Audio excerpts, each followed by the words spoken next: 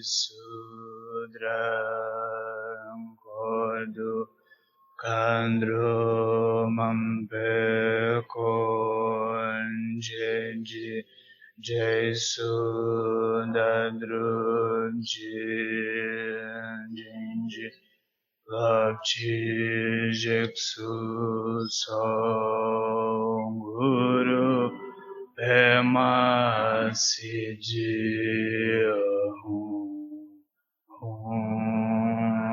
Jay no jam sam bema gesa dompola yanse chagin yodrunye bema june jesudra Kandro Mampe Konjenji Jesu Dadrunchi Jinji Lapchi Jeksu Songuru Pema Siji Jay no jam sam vema esa dombola yanse jagin yodrunye vema june jesu Andro Mampe Konjenji Jesu Dadrunchi Jinji Lapchi Jeksu Soguru Pema Siji Sanje Chodam Sochi Chonam Lai Janju Bandu Dani Chapsu Chi Dagi Jinsa Jipe Sonam Chi Drala Pinchi Sanje Drupashu Sanje Chodam Sochi Chonam La Janju Bandu Dani Chapsu Chi Dagi Jinso Jipe Sonam Chi Rola Penchi Sanje Drupashu Sanje Chodam Sochi Chonam La Janju Bandu Dani Chapsu Chi Dagi Jinso Jipe Sonam Chi Dola Penchi Sanje Drupashu.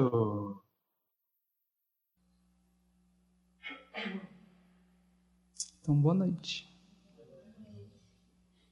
É bonito, né? Assim, quando a gente se junta em sanga, né? Fica um negócio, assim, qualquer prece que a gente, né, levanta, assim, fica bonito, assim, de fazer. Dá até quase que um desperdício a gente fazer disso uma palestra. A gente podia, né, fazer só preces e prática e silêncio.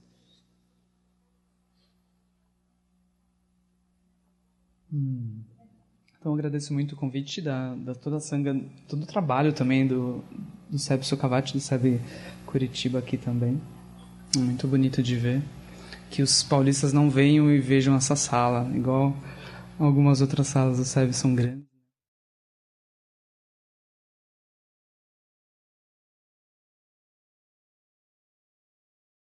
Não venham e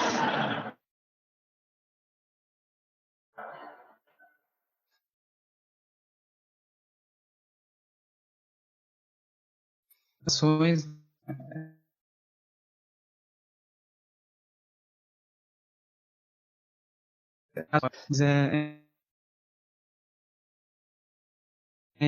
cada vez mais os mestres e mestras, né, eles estão cada vez mais jogando lá no alto. Não sei se vocês estão percebendo, assim, estão jogando os ensinamentos todos lá em cima. E algumas pessoas até falam assim, eu ouço tal lama, eu ouço tal Rinpoche, e aí aquilo fica, não consigo entender, ou aquilo fica abstrato. Eu queria uma coisa mais sobre relacionamentos, ou mais sobre trabalho, coisas desse tipo. Então os mestres, é quase que... O Lama até no começo, né, nem no SEB São Paulo, tinha uma palestra sobre culpa. Coisas bem específicas, né?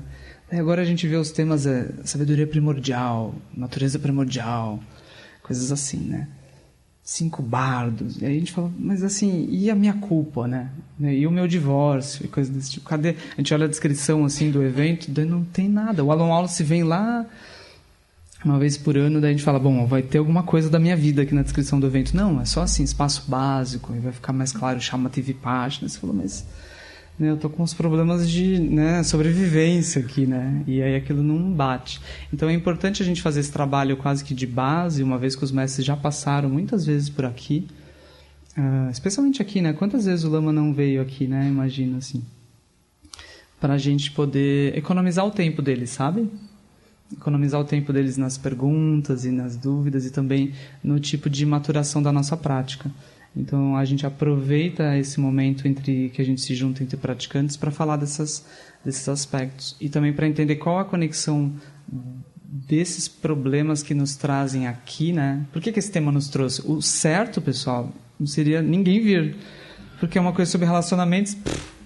Eu estou já nas práticas avançadas, os relacionamentos são decorrência daquilo. Eu vou focar em relacionamento, né?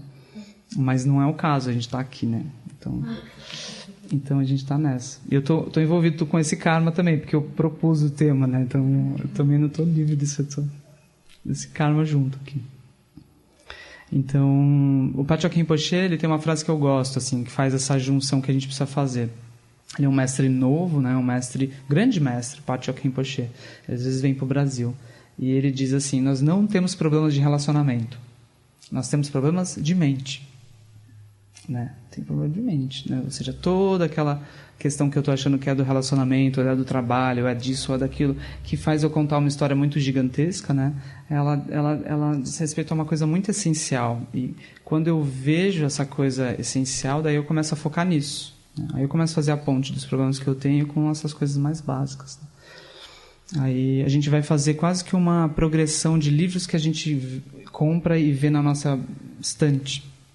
No começo, assim, como melhorar o casamento, ou como ter mais sexo, ou como superar o ciúme, ou como... Os bem específicos, assim, né? Daí a gente lê e fica super interessado, assim, naquilo. Eu lembro que eu comprei um que era contra DRs, assim, era uma ideia... O cara estava dizendo que discutir a relação não adiantava nada. Aí eu super interessado naquilo. Então a gente vai para essa coisa. Daí a gente tem um problema com o filho, a gente compra o livro Como Lidar com Filhos, tem problema com o pai, Como Lidar com Pais. Daí hoje tem problemas complexos, que é Como Lidar com a nova mulher do seu pai. Daí precisa de um outro livro. Então quando eu vi, a gente tem uns 30 livros de problemas específicos. Só que daí a gente vê aqueles títulos assim, como se fosse assim, o estado primordial da mente, alguma coisa assim. A liberação direta, liberação, atenção, naked awareness, né? Consciência prístina. Daí a gente não compra. Mas com o tempo a gente vai comprar esses e não esses outros. Entende? A gente vai fazer uma migração assim do nosso interesse, que é uma migração do quê? É uma migração do interesse exteriorizado, da mente exteriorizada para as aparências, e ela vai começar a olhar mais para a própria operação da mente. Né? Então, o Tulku Urgen, que é o pai do Mingyur Rinpoche, não sei se vocês conhecem, o Mingyur Rinpoche ele é um grande mestre. Né? Tem uma alegre sabedoria dele pela luz da letra, né? Mingyur Rinpoche. Aí o pai dele foi um grande mestre Dzogchen.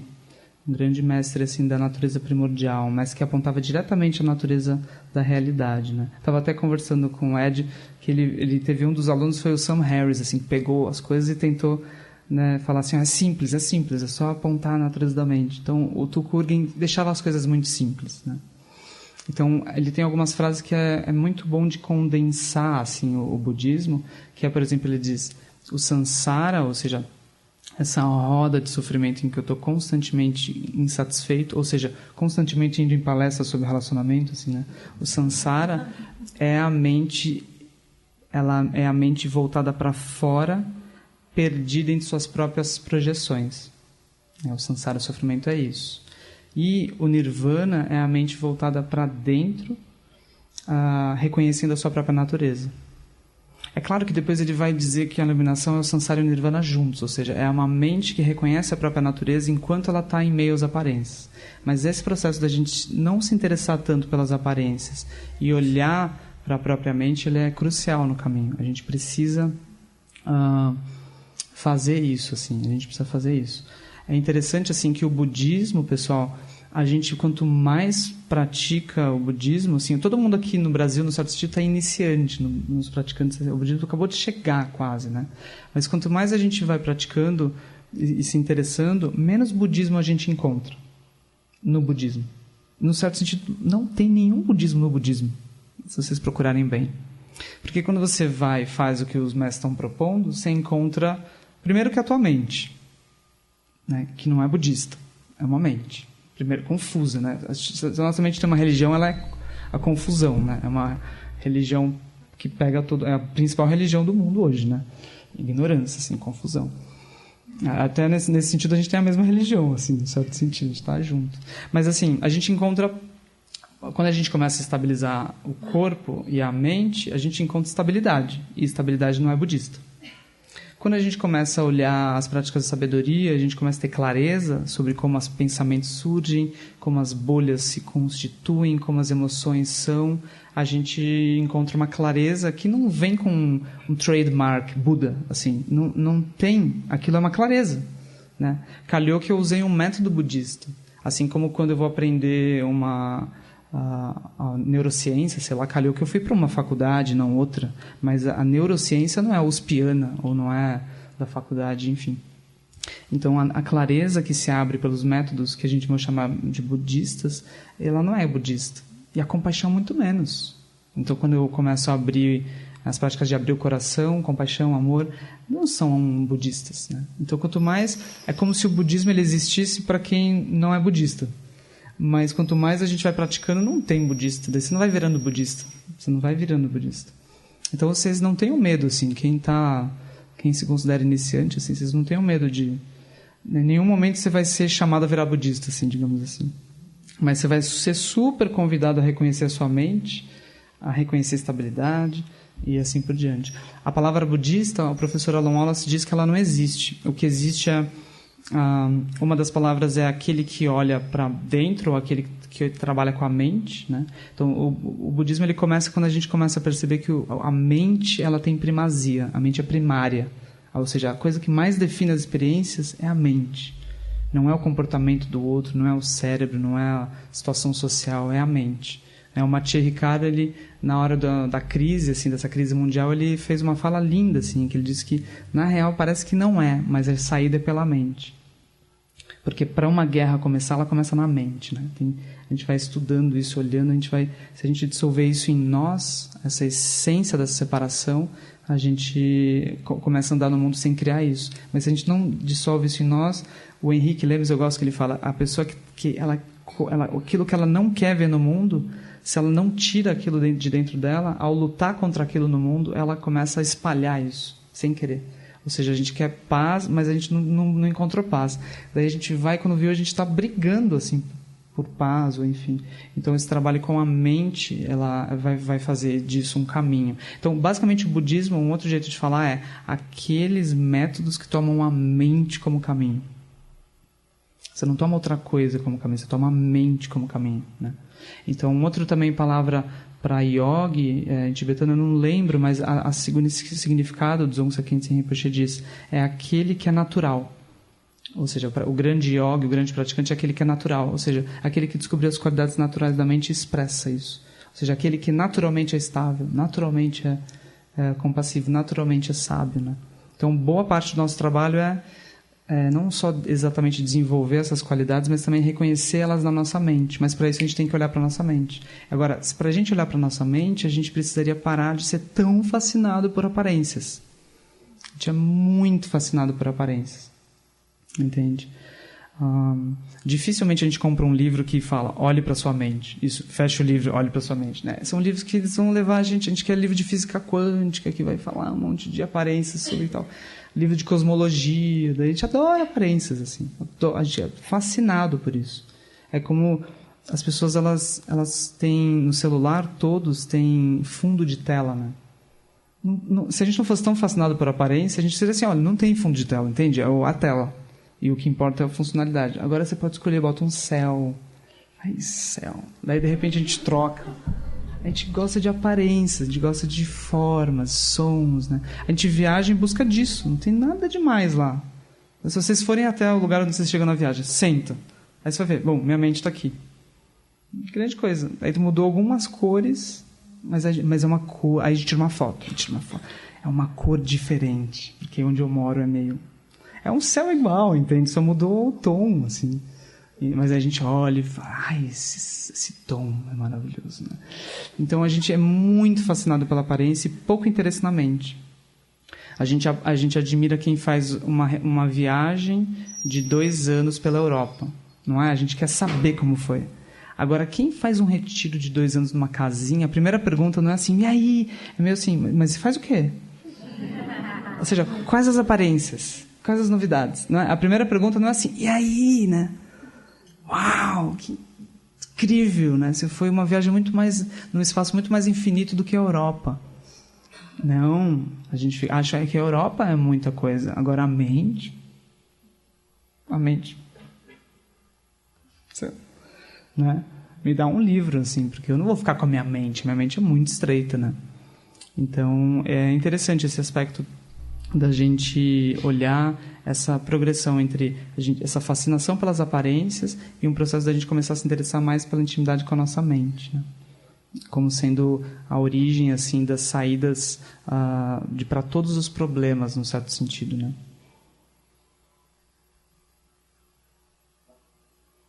Então daí, por exemplo, o que nos impede um pouco no aspecto das relações da gente fazer ter esse interesse pela mente? Muito do que nos impede é o que a gente chama de história. Por exemplo, quando a gente vai chegar para o Lama Santen, ou entre nós aqui, contar querer que o Lama nos ajude com o nosso problema, a gente não faz o resumo do nosso problema mais direto. E se alguém faz isso, a gente não acha que está falando do nosso problema. Porque veja qual que é o resumo do nosso problema. É assim, a gente está fixado em aparências, nossa energia está na dependência de aparências, visuais, sonoras, táteis, olfativas, gustativas e mentais. Aí se alguém fala que é disso que a gente está sofrendo, a nossa energia está na dependência disso, logo a gente é jogado para cá ou para cá de acordo com conta bancária, o numerinho está azul é bom, o numerinho vermelho está ruim, caras e bocas dos outros, e o que os outros falam para nós, mensagem no WhatsApp e assim por diante. Nossa energia oscila de acordo com as condições externas, que se manifestam pelas aparências. Essa oscilação da energia vem por uma fixação. Essa fixação estreita a realidade. A gente não mais vive no espaço amplo. A gente também não se reconhece mais a partir de quem a gente é, mas a partir de algum tipo de fixação que a gente está colado naquilo, uma identificação naquilo. Daí isso constitui uma experiência de mundo restrita, que vai ser chamada de bolha. E isso faz com que a gente transforme uma vida ampla, que poderia ser focada em todos os seres, numa vida que é focada em um só, que chama eu. Então a gente tem isso. Aí, se a gente chegasse, Lama, eu estou sofrendo disso, parece, ou se o Lama falar, é disso que a gente está sofrendo? Não, Lama, deixa eu te contar. Eu entendo as coisas das aparências, da fixação, da energia condicionada, eu entendo que tem as 4 novas idades, um caminho, blá blá blá. Mas tem uma coisa especial, uma coisa bem específica na minha história. É o seguinte: ontem eu recebi uma mensagem. Para o senhor, né, entender essa mensagem, Eu vou explicar uma coisa, porque essa mensagem só me fez sofrer, essa mensagem é tão significativa, porque, veja bem, ele nunca fala isso. Ela nunca faz isso. E ontem, por que, Lama, que aconteceu isso? Porque ela tem um histórico de fazer tal coisa. Veja bem, há 10 anos aconteceu tal coisa. Isso marcou a gente, sabe? Marcou. E desde então eu guardo isso e conecto com aquilo e conecto com aquela outra coisa. E veja bem, não é, Lama, o que o senhor falou, que é uma fixação às aparências. É que ele tem um problema de tal tipo. E eu tenho uma estrutura de tal e tal tipo. Que não é resumível a todos os ensinamentos do Buda. É uma coisa nova, criada... Assim, foi uma coisa que surgiu, assim... comigo pela primeira vez. Então eu venho contar essa história ou esse e-mail longo de 3 páginas para o Lama ou para qualquer um, para os amigos, enfim, porque eu acho que talvez tenha uma coisa específica que eu preciso fazer, que não é gerar motivação, que eu já sei que tem que fazer, que não é praticar a estabilidade, que eu já sei que tem que fazer, que não é abrir o coração e praticar a compaixão, que eu já sei que fazer, que deve ser uma outra coisa. Por isso que eu estou contando essa história, né? Então, é interessante, a história, ela nos distrai. Ela nos distrai. E nós somos fascinados por histórias. As conversas humanas são todas em torno de histórias. Difícil um amigo entre... Eu acho que conversa de praticante tinha que ser assim. Um liga pro outro e fala, tá tudo bem? Aí eu falo, não, tudo bem seria se eu tivesse iluminado. Tá tudo mal. Daí tá tudo mal. Então, a energia tá meio condicionada por algum tipo de configuração em bolhas de realidade. Tu tá fixado e se achando alguém, alguma identidade. Essa identidade ela tá oscilando, ela entra em crises constantes. Isso te deixa muito autocentrado, quase sem tempo para os outros. Então tá. Agora, como que isso está acontecendo? Isso é o de menos. Ou seja, qual bolha, se tem ou não tem, quais e-mails do trabalho, qual o nome do chefe, qual o nome de não sei o quê...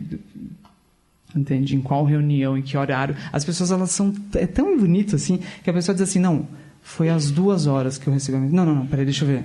Não, foi às 2h15. É como se mudasse alguma coisa, sabe? A gente vê os detalhes, assim. A gente quer ver os detalhes. A gente tem dificuldade de resumir e falar assim, tudo isso que eu estou sofrendo é ciúme. É ciúme. É ciúme. Não importa. É ciúme. O ciúme vem do quê? E assim por diante, né? Daí eu tenho dificuldade. É isso, a gente tem dificuldade de ser tão direto. A gente deveria economizar o tempo dos outros. É o que está acontecendo. Como é que está aí? Sansara. Bom, tá no caminho? Tô, beleza. Depois fica bônus. A gente até compartilha um pouco os detalhes. Não tem problema os detalhes das histórias. Mas o ponto é a gente não fazer o trabalho direto também, né? O caminho do budismo ele é muito direto. Ele é tão direto que a gente quase que não quer tão direto. Entende? A gente quer uma coisa mais que dê uma complicaçãozinha. Entende? Que seja... Não quer tão direto, assim. Não tem graça, assim. Então, esse aspecto da história é interessante, assim, eu teve um momento, assim, que eu calhou de eu sofrer muito disso, né, de relações, e aí eu comecei a escrever sobre isso, e as pessoas começaram a mandar muitos e-mails. Eu comecei a olhar os e-mails, e todas as histórias eram muito específicas, e ao mesmo tempo elas eram muito iguais, assim, né, específicas no sentido, às vezes era uma pessoa que tinha uma mulher estava grávida, e o cara estava com uma amante, e ele estava super indeciso o que fazer da vida, se ele continuava a relação, ou se ele interrompia a relação e seguia, né, no casamento, com o filho, enfim. Aí, às vezes, era uma mulher que estava com uma outra mulher, aquilo era errado de acordo com a família. E eram muitas diferenças.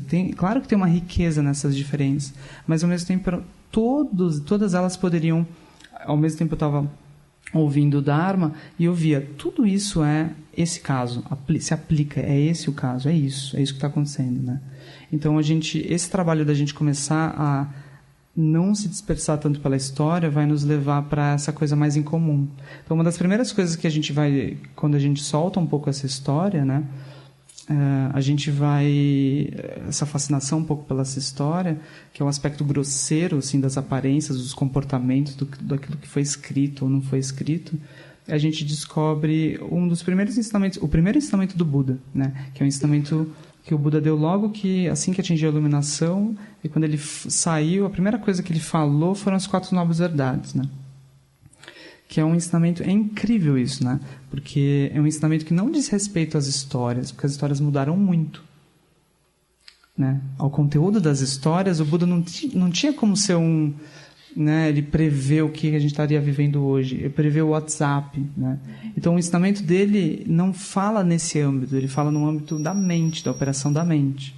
Então o primeiro ensinamento do Buda, das 4 nobres verdades, quando a gente para de focar um pouco na nossa história, a gente descobre a primeira nobre verdade, que é assim, o que tem em comum entre todas as histórias que eu já vivi? Entre todas as histórias que todo mundo está vivendo agora, o que tem em comum, assim? Por exemplo, se eu não quiser conversar com ninguém aqui, o que eu posso, logo só de olhar, ver que a gente tem em comum? A gente tem uma ziquezira em comum. Assim, a gente estava na nossa casa, com certeza, se a gente tivesse iluminado, tranquilo, a gente não viria aqui. Então a gente tem uma coisa que faz a gente continuar prestando atenção no que eu estou falando, entende? Porque por que vocês estão prestando atenção no que eu estou falando? Porque tem um negócio assim, parece que vai ter alguma coisa que vai ser falado, que vai aliviar o quê? Um sofrimento, entende? Alguma inquietação, alguma ansiedade, alguma coisa... O Trungpa chama isso de ansiedade básica. É como se o nosso estado default, né, padrão, fosse... Né, fosse não cheguei, né, não estou iluminado, assim, não estou descansando. Né? O Lama Santen diz assim, é como se a gente está vivendo de um jeito e essa vida ela não está no mundo, ela está no jeito que a gente está se relacionando com o mundo e com os outros. O Sansara... ele não é o mundo, ele é uma relação que a gente tem com as coisas, uma relação inapropriada, assim. Boa noite.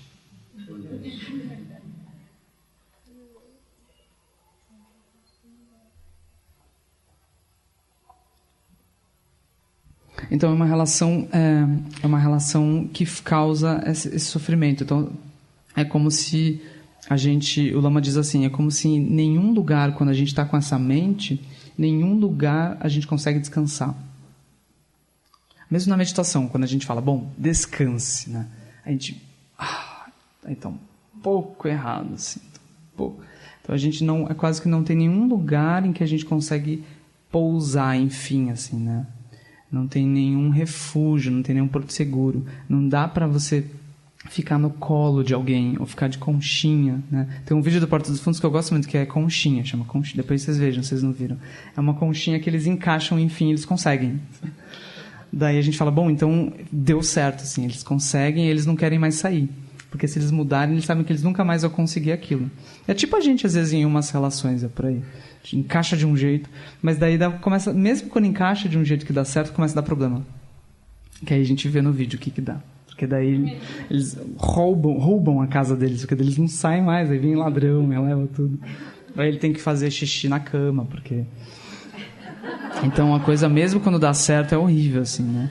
Por exemplo, eu tenho um amigo agora que ele tá... Todas as coisas que ele quis, desejou, até mais, deu certo. Ele tá super mal. Porque ele não dá conta. Entende? Então, isso é muito a primeira nova verdade. Ou seja, é a verdade desse ciclo de insatisfação, de que a coisa, ela nunca... A felicidade ela tá sempre levando ao sofrimento. Os sofrimentos correspondentes, né?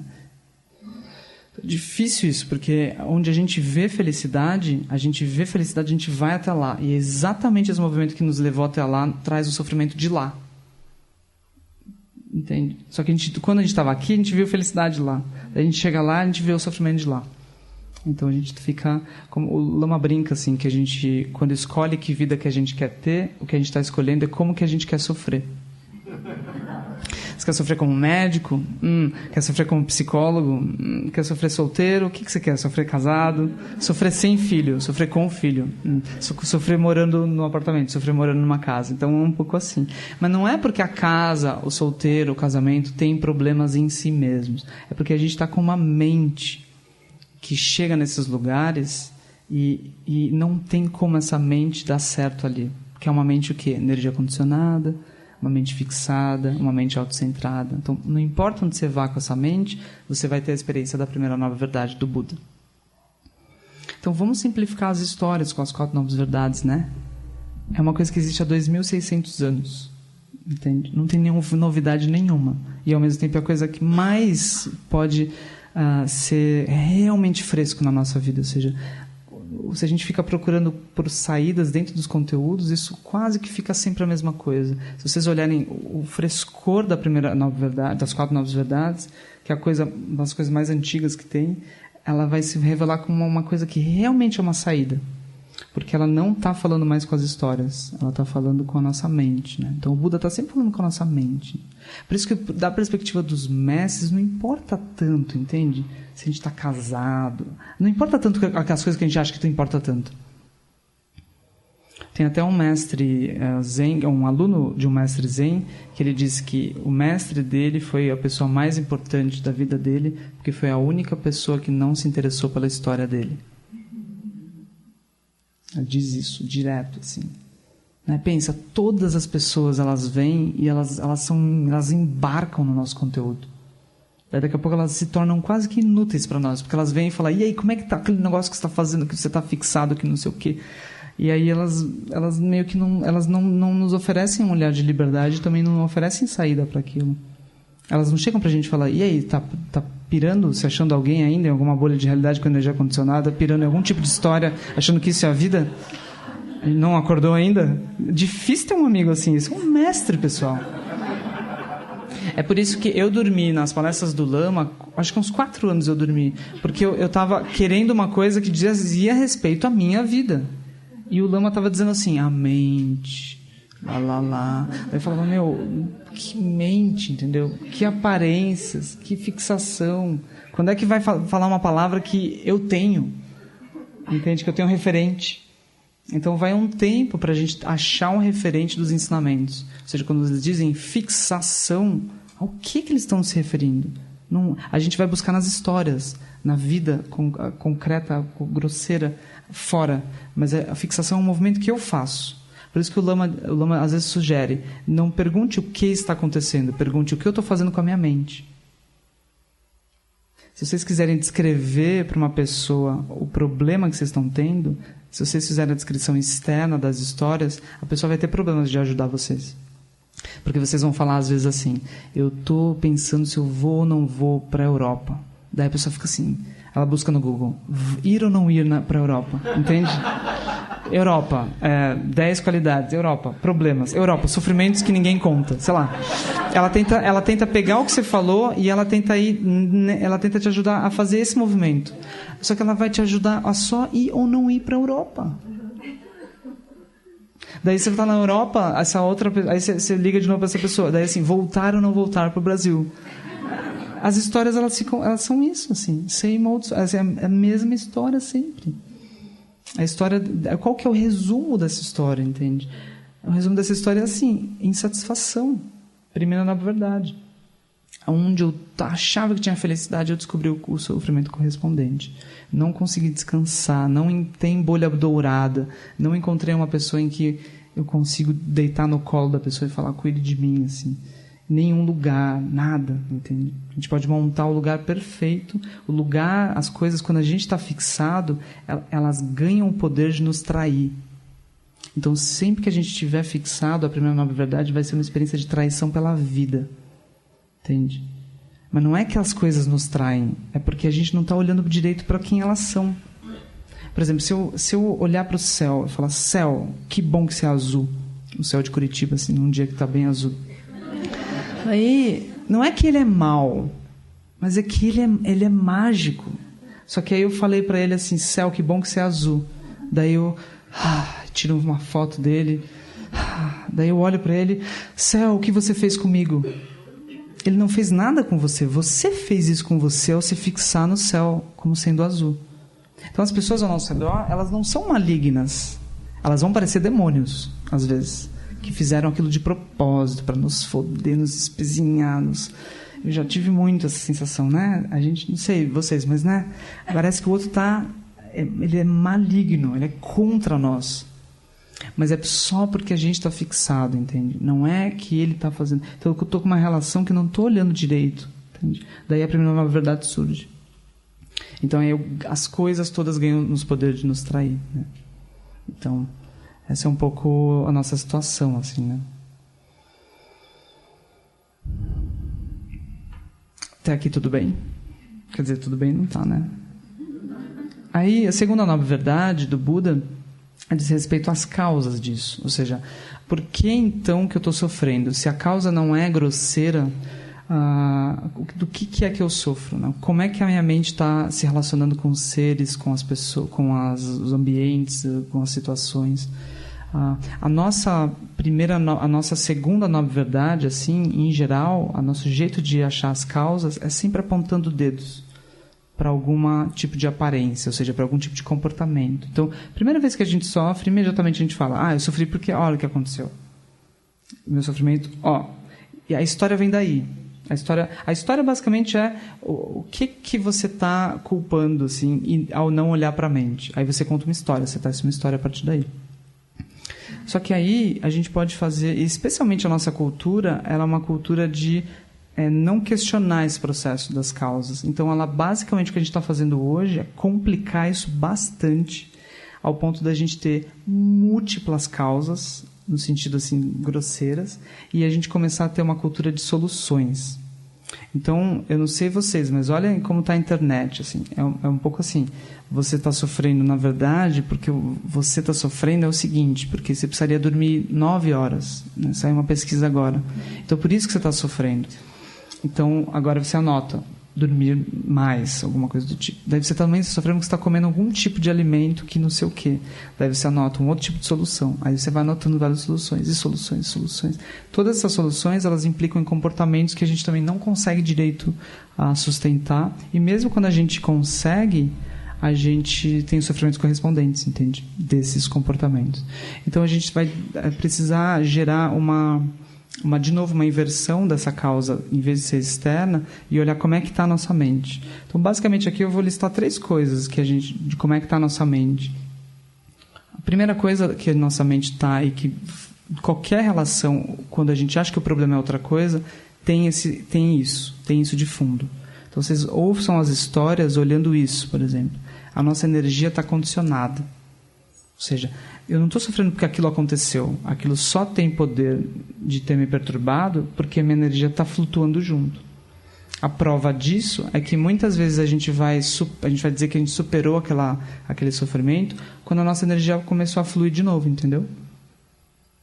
Então a gente não estava sofrendo do que aquilo que tinha acontecido, porque agora a gente está com uma cara boa e aquilo ainda aconteceu, aquilo está no passado.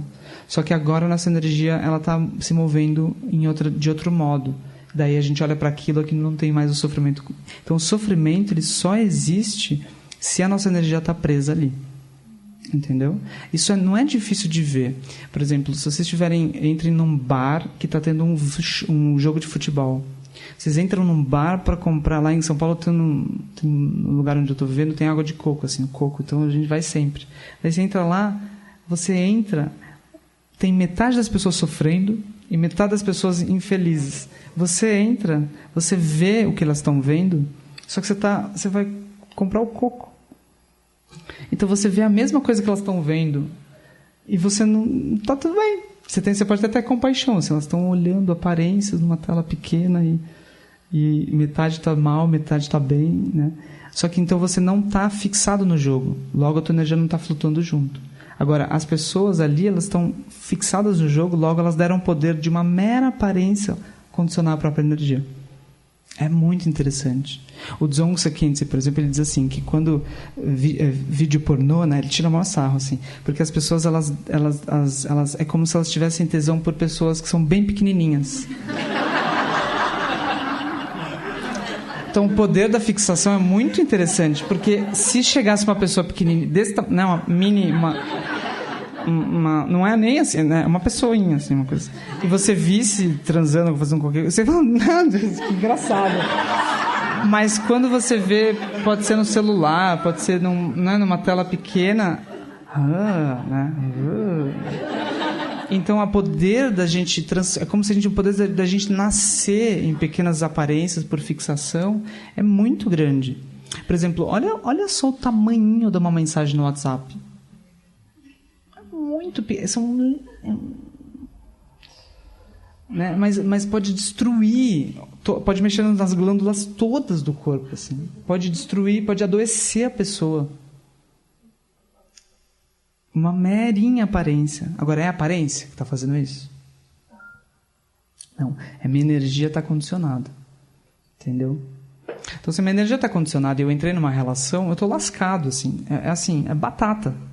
Então, se vocês quiserem ajudar alguém, a pessoa está falando, eu estou apaixonado. Daí você diz assim, né, assim, a tua energia está livre, né? Assim, você está respirando livre. Você para todos os dias, você respira livre da relação? Ou você para meditar todos os dias assim... Tão bom meditar assim, apaixonado. Tão fácil a estabilidade. Tão fácil a energia vem. Ou você está só assim. Então, se a gente entra nas relações com energia condicionada, não é que as relações vão causar sofrimento. É o processo da energia condicionada que é inevitável. Aí a primeira nova verdade vai surgir. Então, a segunda nova verdade... é a causa, né? Então, um dos jeitos de olhar para essa mente fixada é olhar que ela está com energia condicionada. O Lama Santa dá um exemplo que eu gosto muito, que são das seringas. Não sei se vocês já ouviram, assim, que é quando a gente se encontra... Não é todo o encontro, tá? Mas é quando a gente se encontra com essa mente. Quando a gente se encontra com essa mente, é como se você, por exemplo, está há muito tempo sem respirar livre, né? Muito tempo, assim, sem real. É como aquele torpor que a gente nem sabe que a gente está entorpecido, sabe? A gente só vai saber que a gente estava entorpecido quando a gente acorda. Daí a gente passa uns 2 anos, às vezes, assim, depois de uma relação traumática, sei lá. Daí vamos supor que a pessoa encontra uma pessoa e a pessoa faz você brilhar, assim. Daí o Lama diz como se ela botasse uma seringa com um líquidozinho maravilhoso, assim, rosa, uma cor bonitinha.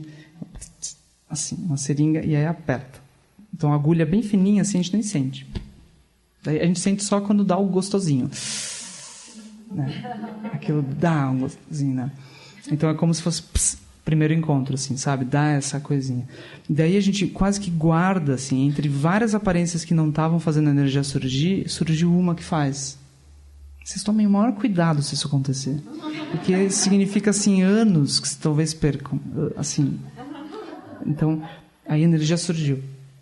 Daí você volta para casa, a tua energia agora ela está na conexão com aquela imagem. Logo aquela imagem vai surgir várias vezes. Você vai meditar, daí você percebe que não é nem a pessoa que está fazendo você ter energia. É a mera imagem, é a mera aparência. Assim, né? E depois esse processo vai se repetir quando a gente sofrer. Depois a gente olha a pessoa no meio de uma briga, no meio de um sofrimento, de um divórcio, sei lá o que. A gente volta para casa, surge a pessoa... Depois do divórcio, a gente olha a pessoa com outra relação, mera foto, vai também fazer isso. Ou seja, esse processo que começou aí com essa... É muito difícil de... A gente vai tentar ver hoje, se dá tempo, como que tira isso. Mas vamos entender como que vai o negócio. Então, o processo é um pouco esse. Você vai, bota a seringa, o outro bota a seringa, você bota a seringa, segundo encontro, seringa. E o Lama diz assim, a gente está todo com seringas, assim. Todo furado, seringado, com o líquidozinho rosa sustentando a nossa energia, né? Daí as pessoas se movem, não se movem? Daí, ó... Eu acho essa imagem horrível, assim, porque ela é muito verdadeira, sabe? É isso, move aquilo mesmo lugar que estava causando prazer, isso é a primeira nova verdade, agora causa dor. Então, o lugar mesmo onde a gente vai sofrer não é outro. É o lugar mesmo onde a gente está bem. Não é outro. É isso que é difícil. Não é que alguma outra coisa vai acontecer. Já aconteceu. A gente já está apegado. É no lugar mesmo onde a gente está bem que a gente vai ficar mal. Por exemplo, se eu me apoiar aqui, ó, se eu me apoio em algum lugar mesmo, assim, realmente apoiado, o lugar mesmo que está me dando o apoio faz eu cair. Não é outro. Não é outra coisa. Por isso que a gente vai ter ódio da pessoa que nos fez feliz. É por isso. Porque é a mesma. E depois vai virar uma coisa meio quase que alucinatória. Se vocês viverem isso é legal, porque vocês vão entender muito sobre bolhas, porque a pessoa vira do nada a pessoa com quem você vai passar o resto da vida. De repente você pisca, ela vira a pessoa que vai te foder pro resto da vida, você tem que ir embora. Daí você pisca, daí ela vira de novo a pessoa que sim, é isso. Sim, é claro. Daí você olha para trás, você vê toda a história. Por isso que a história é traiçoeira também, se vocês se afiam na história. Porque você vê toda a história como uma história de superação. Isso é a prova pra gente ficar junto. Vamos seguir. Daí vocês têm uma conversa com esse tipo de... tá? Daí passa o dia seguinte, uma semana depois. Daí vocês pegam a mesma história e vocês falam: isso é a prova de que não é pra gente ficar junto. Vamos acabar. Daí vocês têm outra conversa. Pessoal... Eu acho que eu passei 2 anos nessa. Você vai tentando entender, assim, e você reinterpreta e vê que é aquilo mesmo. Cada vez é um agora sim, agora está claro. Daí, cada vez que eu entendi, eu escrevi um e-mail. Agora está claro para mim, presta atenção. Foram vários e-mails de que agora estava claro. Então, assim, eu acho que pensem assim... Se para a gente atingir a liberação e a transformação a gente tiver que entender as histórias, a gente está perdido. Primeiro, porque elas são traiçoeiras. Segundo, porque se a gente considerar a possibilidade de vidas passadas infinitas, a gente nem lembra das histórias. Então, se para eu me liberar das histórias eu tenho que entender e interpretar, tá difícil. Entende? Talvez a gente não precise entender e interpretar. Talvez a gente possa falar simplesmente isso. Assim, a história da minha vida foi energia condicionada. Não importa como. Quantas pessoas eu namorei, não namorei, fui pai, a energia estava condicionada. Então, o que eu faço daqui para frente? Mudo isso. É isso a essência. Não preciso interpretar. Vocês pensem, imagina uma pessoa que vê um filme em que aconteceu várias coisas assim. Daí ela para de ver, o filme acaba... uma história complexa, e ela não consegue fazer mais nada. Ela só tenta entender o filme, interpretar o filme. E aí eles falam: mas você não vai responder os e-mails, você não vai no retiro do Lama, você não vai... né? O Lama vai ter retiro agora, aqui em Curitiba, né? Final de março. Você não vai no retiro do Lama? Não. Isso eu já vi acontecer, pessoal. A pessoa estava no meio de um processo assim, e ela queria passar o final de semana meio que no meio daquele processo, entendeu? Só que se acontece depois de um filme e ela tentar entender, interpretar, tentar entender e nunca sai daquilo, fica buscando em fóruns, o que será que aconteceu naquela cena? Né? O que o diretor quis dizer? Não sei se eu faço isso direto, assim. Quando eu vi, eu passei 3 horas ali. Se eu não conseguisse mais viver e ficar sempre me referindo a esse filme, vocês não iam falar que eu estava louco? Porque é um filme? Mas por que a gente faz isso com o nosso passado? Exatamente igual. Exatamente igual. Não é uma... Assim, quando a gente percebe que não precisa... O que vai acontecer quando a gente entender? A gente vai seguir, não vai? A gente vai interpretar, entender e vai fazer o quê? Agora sim, agora eu posso... Faz isso então. Simplesmente... Isso é a prática. A prática é isso. Samsara, a gente não vai entender os detalhes dele. Só a onisciência de um Buda tem como entender todas as histórias complexas. Então a gente simplesmente faz o que a gente faria se a gente entendesse. Ou seja, a gente respira livre do que aconteceu, olha para frente e não mais condiciona nossa energia ao que aconteceu. Respira livre. Isso é prática, é uma prática. É isso. Guru Rinpoche, não importa o que aconteceu, eu estou aqui agora. É um pouco assim. Tudo que aconteceu antes foi só perda de lucidez. Esse é o resumo de todas as minhas vidas passadas. Eu nunca parei nas minhas vidas passadas. Eu nunca olhei para os outros. O resumo da minha vida é autocentramento, infinito. Agora eu estou aqui para fazer diferente. Sim, vamos lá. Então, se a gente faz isso, o Lama diz assim: o porquê, ele não é uma boa pergunta. O como é mais interessante, porque o porquê nos enreda nas histórias. E o como é assim: como é que a minha mente está operando? Como é que se deu isso? Daí eu olho para a mente operando e eu consigo mexer nisso. Então, se a minha energia está condicionada, se a gente entender que o problema de todas as relações é isso, a gente não vai mais buscar como melhorar as relações. A gente vai buscar assim, como manter energia autônoma. Se vocês ouvirem energia autônoma no Retiro do Lama, agora em Curitiba, vocês grudem no Lama e ouçam tudo, porque isso diz respeito a todos os nossos problemas. É a coisa mais importante, pessoal. A gente deveria só se alegrar de ter ouvido isso. Disso ter sido trazido à mente, porque é difícil no meio das histórias isso surgir. Nenhuma história vai resumir assim. Nenhum escritor de ficção vai fazer um livro de uma página. Ele vai enrolar a gente. Agora os mestres vão fazer. Os mestres vão resumir, entende? Então, essa é uma primeira coisa. A gente vai fazer práticas de manter a energia livre das aparências. Simples. Esse é o resumo. Daí a segunda coisa que a gente sofre é, uma vez que a nossa energia está condicionada, a gente começa a jogar dentro daquilo. E esse jogo que a gente faz para manobrar a nossa energia por meio do outro, cria uma experiência de bolha, assim, em que eu fixo o outro naquele que ele precisa ser. Então é como se por trás de uma relação começando, tem uma sensação assim, ó, tu fez minha energia surgir, tá certo? É o seguinte, então agora você vai virar aquele que faz minha energia surgir. Então vamos chamar isso de namoro. Isso aqui ficou sério. Entende? Aí isso vira uma realidade. Então quando aquilo fica sério, aquilo estreita a vida. Entende? Então um outro jeito de falar desse sofrimento de energia condicionada é falar que o sofrimento está ligado a uma experiência de bolha e uma experiência de seriedade, no qual a gente perde a visão do outro como um ser livre e a gente começa a simplesmente olhar ele de um modo que é quase psicótico, assim, alucinatório, né? Por exemplo, se eu falo, olha, minha namorada, né? Só tem um maluco vendo uma namorada ali. Isso é loucura, não é? É como se eu falasse, olha, um duende. Daí vocês falam, bom, só ele está vendo um duende. Isso é loucura, isso constitui loucura. Então, se entra uma pessoa aqui, que é uma pessoa livre, uma pessoa com múltiplas dimensões, assim, 1000 relações, e aí eu simplesmente falo, olha, ela é minha namorada, eu nem me interesso por tudo que aconteceu antes da vida dela. Eu me interesso só para saber o que ela era antes de ser minha namorada, assim. E eu até começo a confundir. Eu falo assim, minha namorada, quando eu tinha 3 anos... Não, quando ela tinha 3 anos, ela não era só namorada. Né? Então, quase que eu violento o passado dela. Né? A falta de sabedoria é uma violência que a gente faz com os outros. A violência não é matar só.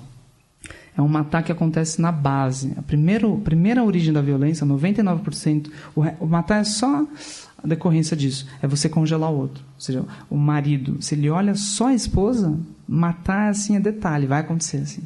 Porque ele não olha uma mulher. Então, se ele quiser matar a esposa, ele vai matar a mulher. Ele não vai... Ele está olhando... Ele perdeu a mulher. Ele está olhando uma esposa. Entende? Daí ele acha que ele pode tirar a vida. Porque ela, como esposa, ela falhou. Ou qualquer que seja a coisa. Isso acontece o tempo inteiro. Assim. É assim... horrível. Falta de sabedoria. Né?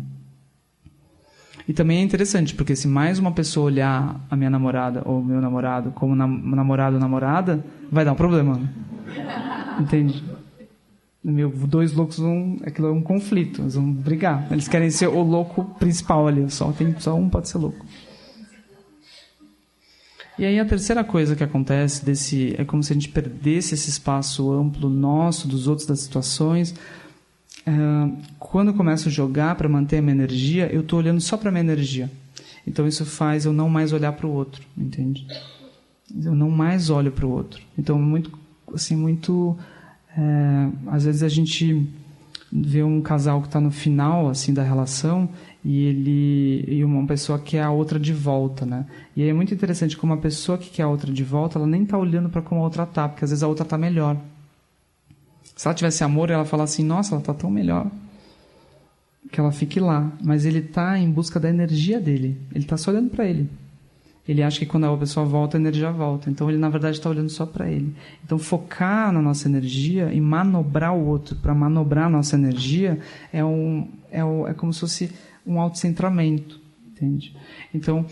Do mesmo modo que as práticas de energia autônoma vão tirar essa energia condicionada, esse processo, as práticas de sabedoria no budismo vão atacar essa fixação, essa seriedade, esse aspecto das bolhas, as práticas de compaixão vão mexer nesse autocentramento.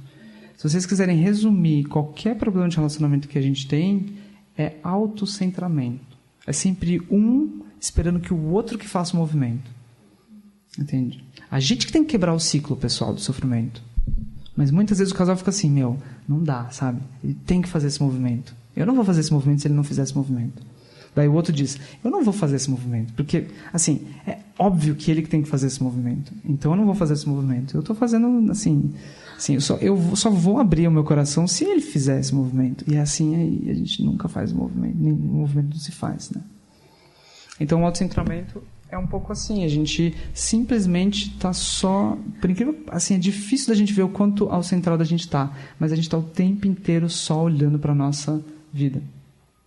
Aqui, por exemplo, a gente vai sair daqui e vai só falar assim, eu qualquer coisa. A gente não vai falar, uau, você viu os seres, eu conversei com tal pessoa. Né? A gente não se junta uns com os outros para falar das coisas amplas. Muitas vezes a gente se junta uns com os outros para é o seguinte, isso aqui. A gente rouba o tempo dos outros, né?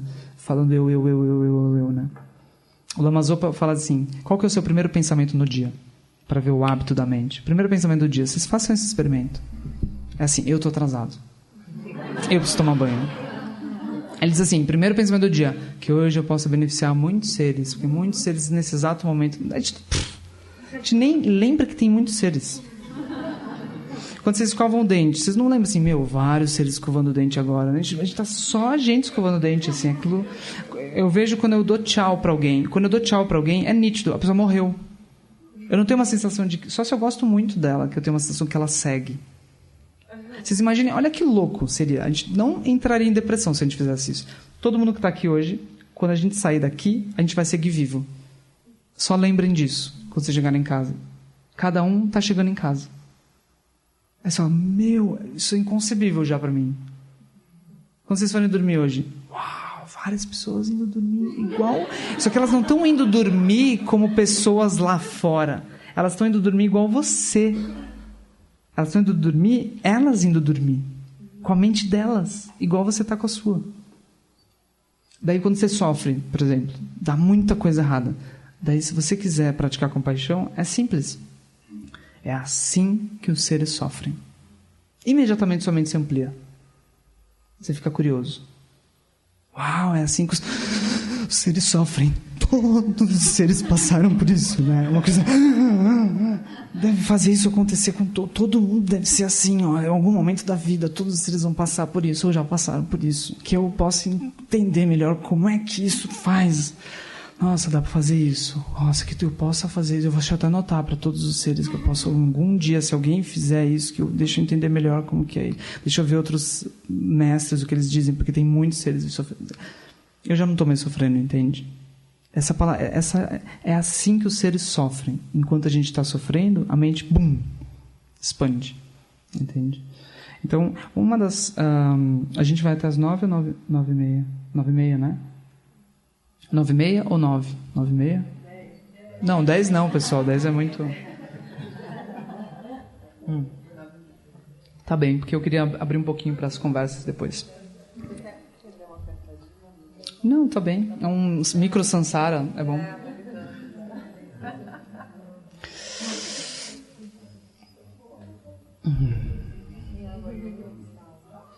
Oi? Pode ser. Então, só para entrar um pouco nas práticas que a gente poderia abordar, né? Nesse sentido... Então, uma delas seria isso, assim, no cotidiano, e também a gente poderia aproveitar a prática do silêncio para descobrir essa energia autônoma. No cotidiano, uma das coisas é a gente começar a olhar para o movimento do outro e não exigir tanto que o movimento do outro vá numa direção ou na outra. E quando o outro fizer um movimento que nos perturba, a gente... É claro que se esse movimento que nos perturba for muito negativo, é claro que a gente vai interromper esse movimento.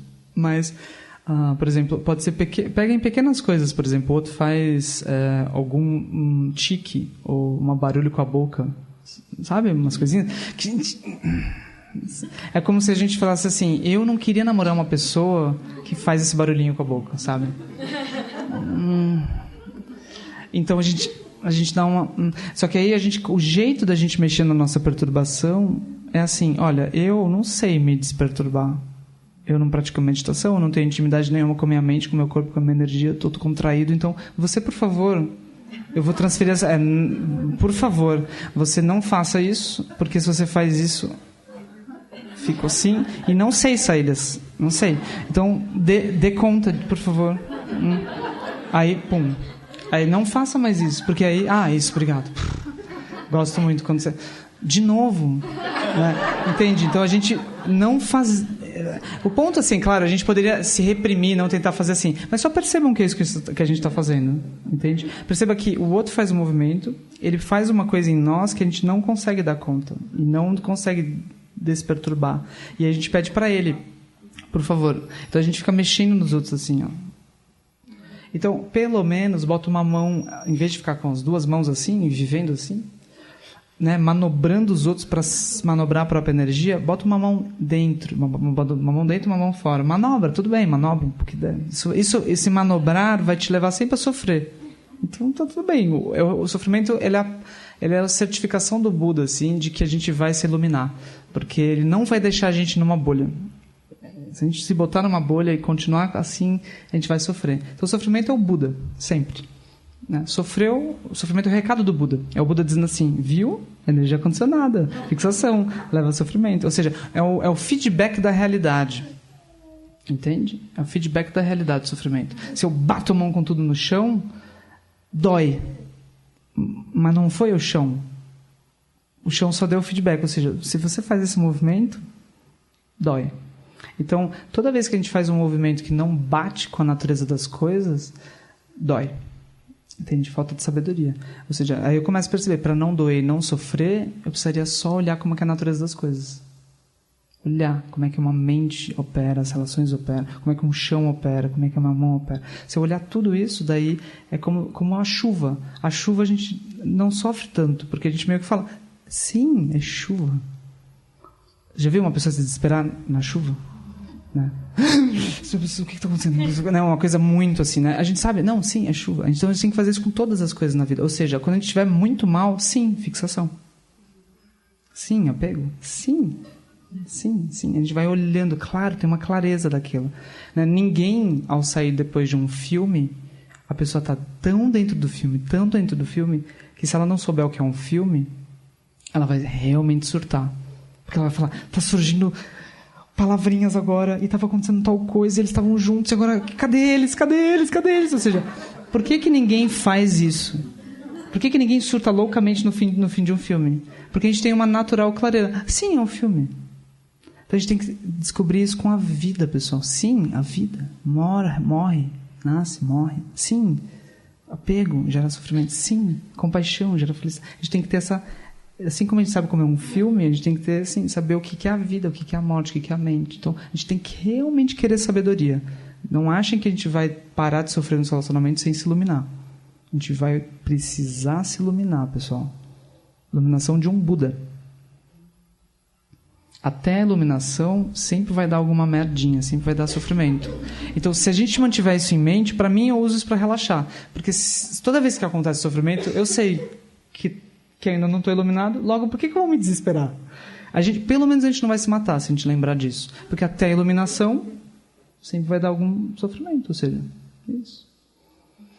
Então, aí entra a terceira nova verdade, ou seja, eu preciso, para falar isso e relaxar diante um pouco do sofrimento, eu preciso ver que é possível. Isso é uma coisa subversiva na nossa cultura. Não encontra-se essa ideia da iluminação.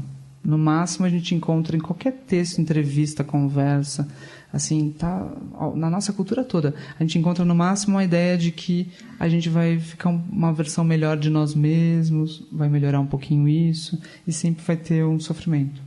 A gente se acomodou com a ideia de que o sofrimento ele faz parte, assim, num nível meio nihilista, assim. O sofrimento faz parte, é meio assim. E a gente...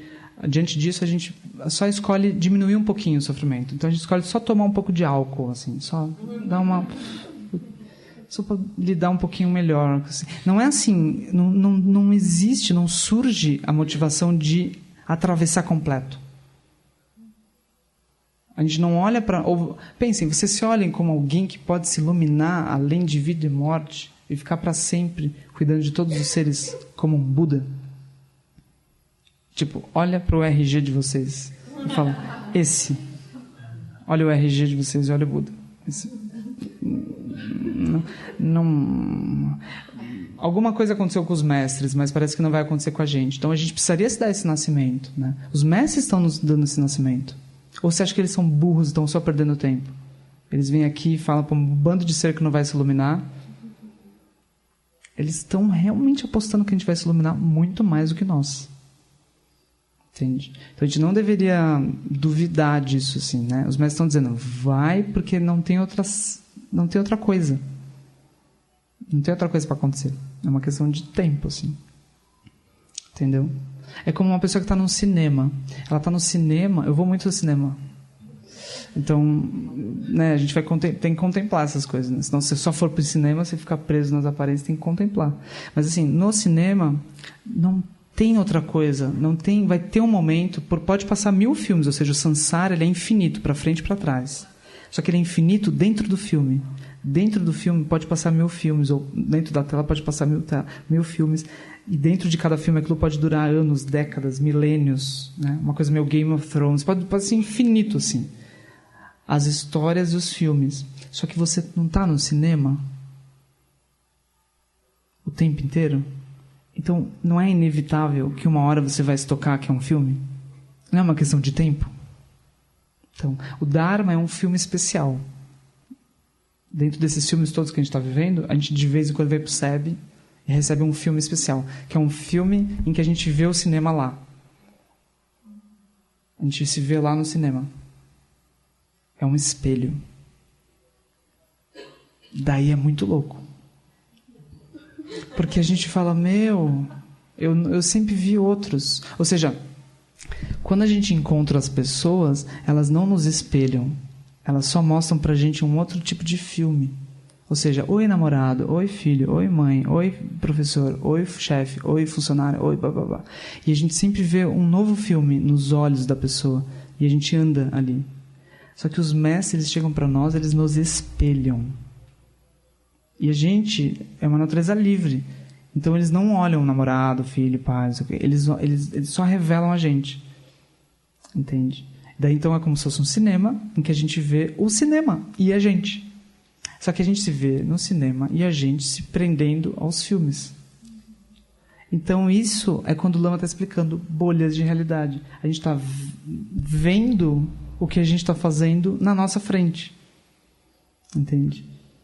Ou quando o mestre fala céu, é como se a gente vê o cinema. Aí a gente fala, sim, talvez esteja num cinema. Só que logo passa no outro filme de novo e a gente fala, nossa, estou num lugar muito pequeno, não estou no cinema mais. Né? Então a gente começa a reagir ao filme de novo. Mas aí vem de novo um filme, que é um ensinamento, que diz de novo, você está num cinema. Aí a gente vê um pouquinho o cinema. E aí é muito legal. Então é um pouco isso, assim, a gente não tem como, a pessoa já está no cinema, é uma questão de reconhecimento. Então a iluminação é uma questão de reconhecimento, então é inevitável, reconhecimento da nossa verdadeira natureza. Então o Buda, a terceira nova verdade do Buda, né, a primeira é o sofrimento, a insatisfatoriedade, ela vai sempre surgir se eu estiver fixado, né? Sempre vou ter uma experiência de transmigração, ou seja, eu estou num lugar que está inquieto, eu sempre estou buscando ir para outro lugar. Assim como a gente faz com posição. Vocês viram quantas vezes eu troquei de posição, né? Aí vocês olhem também vocês, quantas vezes a gente troca de posição, porque a gente chega numa posição, passa para outra, transmigra assim. E com a vida é a mesma coisa. A segunda nova verdade é as causas, e a terceira nova verdade é a possibilidade da liberação, a iluminação é possível. Então só de vocês lembrarem disso já é uma grande coisa, assim. Todos os dias vocês andem na rua lembrando, um Buda surgiu e Budas estão vivos. Um Buda surgiu, ele passou a mente de Buda até agora. Então a liberação segue sendo possível. Então, realmente, pessoal, assim, essa é a maior felicidade possível, a liberação. E a coisa mais que poderia nos fazer felizes agora é só saber que a liberação é possível, entende? É como se fosse o lugar mais feliz do mundo. E dá para chegar, entende? A gente já fica feliz, né? Antes, assim, só de saber que dá, né? Quando a gente às vezes vai fazer um curso, né? Agora eu vou fazer um retiro com o Henrique Lemes lá com a professora nossa, a gente vai junto, o Henrique, e a gente vai fazer um retiro. Daí quando você vê que tem um retiro, mas quando você compra a passagem, daí você já fica feliz, não é? Então, pessoal, a gente está com a passagem comprada para a iluminação. Entende? Primeiro, a gente só não sabe onde ela está. Mas ela está comprada. Então, mas assim, um pouco da prática é descobrir onde está a passagem, descobrir como é que a gente embarca. Então, tem um caminho aí, ainda que ele seja a condição natural, ela tem um caminho, né? Mas a terceira, na verdade, ela é a grande proclamação do Buda. A gente tem que repetir isso na nossa cultura. Então, cada um de nós, a gente está sendo convidado hoje em dia, especialmente com tantos suicídios, assim, a proclamar, assim, repetir essa proclamação do Buda. A liberação é possível, né? Espalhar isso para as pessoas. Não deixar elas acharem que não dá. Achar que dá. Entende? Passar essa confiança no nosso olho para as pessoas. Ao ouvir uma história densa, não tem problema a história ser densa, a gente não precisa também ter problemas e querer que ela saia logo. Justamente porque a gente sabe que a liberação é possível, a gente fica o tempo que for com ela, anos, décadas, mas com o brilho do olho da terceira nova verdade, ou seja, ela vai sair completamente disso, uma questão de tempo, né? Mesmo, aí ajuda também a pensar em várias vidas, porque às vezes não vai dar nessa vida. Então a gente também vai ter que ter sabedoria para entender se é o caso ou não de várias vidas. Senão a gente deprime com a ideia de que se for nessa vida e não der nessa vida, fica muito restrito. Então é falta de compaixão não pensar em várias vidas, porque você está dando só uma vida para a pessoa. É como se eu desse só uma chance para o outro sair disso. Então dê todas. E se vocês não... A gente não tem clareza às vezes, né? Tem ou não tem várias vidas. Mas é mais compassivo dar todas as chances para o outro. Ou seja, dar todo o tempo do mundo para o outro alcançar a dominação. Assim, né? Quarta nova verdade, o caminho. São as práticas. Né? Então, o caminho também é uma coisa que a gente ignora na nossa cultura. Porque a gente, em geral, não está fazendo o caminho do Buda. O Buda atingiu a iluminação no caminho do Buda, mas a gente, em geral, busca o caminho do empreendedor tal. A gente olha ele, empreendedor tal, numa bolha tal, que parece que é maravilhosa, porque a gente ainda não foi lá e não viu os sofrimentos correspondentes, e faz o caminho do empreendedor tal. A gente, às vezes, bota muito mais refúgio no caminho de tal coisa que leva a tal bolha do que... Vocês pensem, pessoal, todos os caminhos que levam a posições positivas, eles vamos supor, o Brad Pitt, né? O Brad Pitt é uma coisa desejável. O Brad Pitt, eu vi esses dias ele chorando nas fotos. E ele bateu, fez alguma coisa assim, bem de agressão com a Angelina Jolie e com os filhos. O Brad Pitt. Entende? Então, essas pessoas que esses caminhos que não são esses dos seres completamente lúcidos, eles vão levar no máximo a isso, assim, um tipo de sofrimento, que vai ser surpresa quando a gente chegar lá. Então, já olhem o que está acontecendo, assim, já não queiram ir para esses lugares, né? A gente vai chegar lá, a gente vai ter os sofrimentos correspondentes dali. Então, o caminho do Buda, a gente muitas vezes ignora o caminho do Buda. É o caminho que leva à iluminação completa. Só que aí, o que a gente tem feito até hoje? A gente tem feito o nosso caminho. E o nosso caminho trouxe a gente na iluminação... Não, a gente trouxe com essa cara. Ele moldou essa cara. Então, a gente precisa desconfiar um pouco do nosso caminho, sabe? É um ceticismo esse. É um ceticismo assim, tudo o que eu pensei, todas as minhas crenças, as coisas que eu me orgulho, todas as coisas que essa mistureba da minha biblioteca, sabe? E quando eu converso com alguém, assim, eu acho isso, sabe? Eu comecei a pensar isso há uns 10 anos e eu acho isso. Tem linhagens inteiras pensando isso há milênios, bem mais profundo.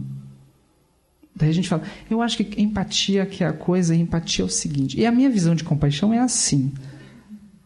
Tem um livro que chama Essência da Compaixão.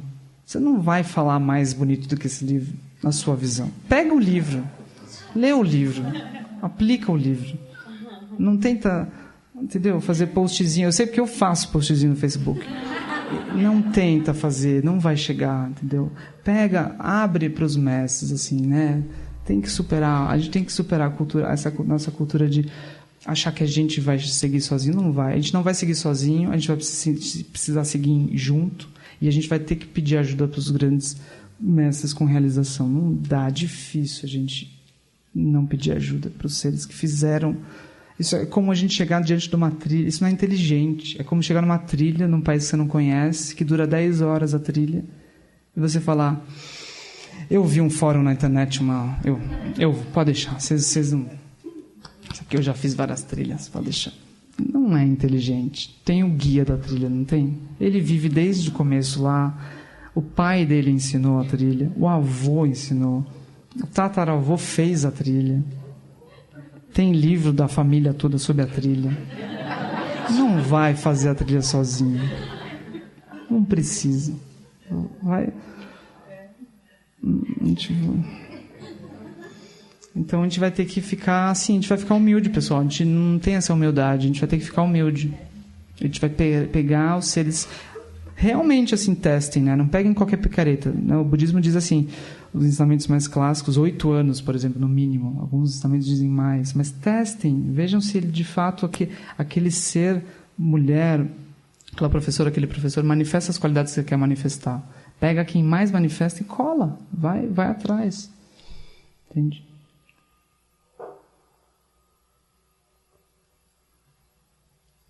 Então, para encerrar e abrir um pouquinho para as perguntas, assim, para a gente conversar, esse caminho, ele vai incluir práticas em que a gente vai ter que parar e vai ter que deixar a energia surgir como um milagre. Por que esse experimento é tão importante de fazer todos os dias? Porque é o seguinte, toda a nossa aposta é de que precisam coisas acontecer e alguma configuração se montar para a gente, enfim, ser feliz. É isso, é o resumo da nossa vida. Por isso que a gente dedica tanto tempo ao que a gente, qualquer que seja a coisa que a gente está dedicando tempo, entendeu?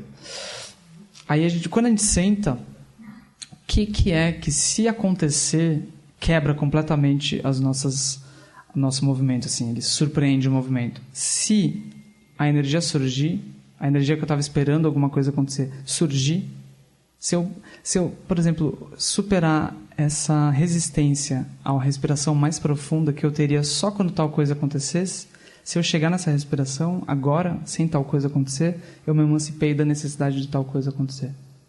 Então vocês vão perceber essa resistência quando vocês respirarem uma vez mais fundo. Vocês... Ainda não, porque eu preciso entregar o texto amanhã e... Estou em Curitiba, quando eu chegar em São Paulo eu vou me arrepender de ter vindo, porque eu vou olhar minha agenda. Aí, não, ainda não. A gente encontra uma resistência a simplesmente relaxar e ser feliz, assim, surgir energia. Então, se a gente for furando essa resistência, pode ser que o nosso olho comece a brilhar. Como um milagre, do nada. A gente não está pensando nada, a gente não está manobrando os pensamentos, tendo ideias e a gente não está fazendo isso. A gente não está fazendo isso no YouTube, assim, a gente não está fazendo isso no YouTube, a gente não está fazendo isso com uma pessoa, a gente não está fazendo isso no nosso trabalho, com paisagens, a gente não está viajando, a gente não está fazendo nada. E aí, bum, a energia surgiu, o olho brilha. E se isso acontecer, vocês anotem, porque isso muda tudo. Isso, assim... Isso muda tudo. Eu gosto de pensar assim, quando alguém descobre isso, cai um shopping. Sabe, começa a cair, começa a ruir um shopping.